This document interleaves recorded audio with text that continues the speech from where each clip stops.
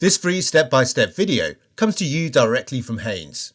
You can complete more than 200 jobs on this vehicle when you purchase the complete Haynes online manual at haynes.com. Auxiliary drive belt renewal.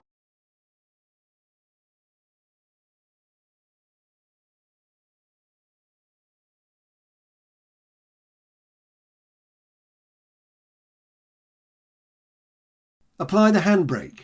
Chock the rear wheels.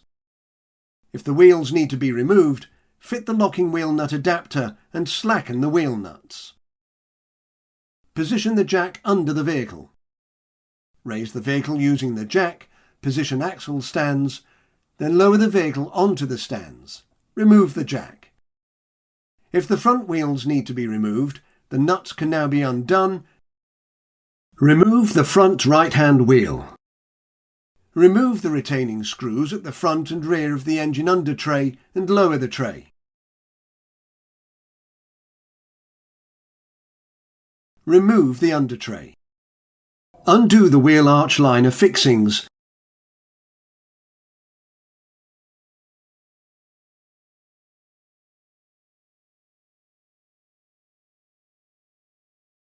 Then remove the liner from the vehicle.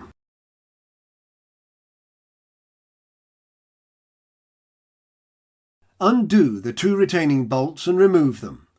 Pull the cover away from the engine and remove it from the vehicle. Using a spanner on the tensioner centre bolt, turn the tensioner anti-clockwise to release the drive belt tension. Then insert a 4mm drill bit or rod through the holes in the arm or body. When they align, lock the tensioner in this position. Remove the belt from below, noting the belt routing as it is removed. Fit the new belt from above, passing it over the power steering pump pulley, shown here with the engine removed for clarity, and then hooking it over the idler pulley. Fit the belt over the compressor pulley and then finally fit the belt under the tensioner and over the crankshaft pulley. Check that the belt is correctly aligned, then hold the tensioner, remove the drill bit and slowly release the tensioner. Refit the wheel arch liner and secure the liner in place by refitting all the fixings.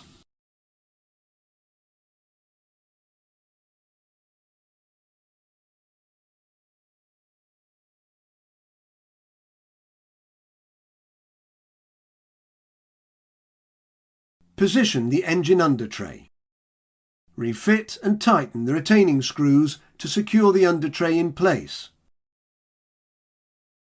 This is how the under tray should appear once refitted, showing the correct location of all screws.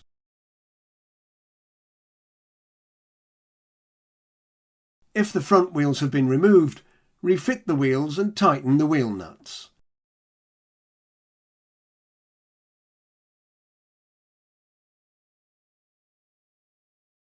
Raise the vehicle using a jack, remove the axle stands and lower the vehicle. Remove the jack. The chocks should be removed from the rear wheels. If applicable, tighten the wheel nuts.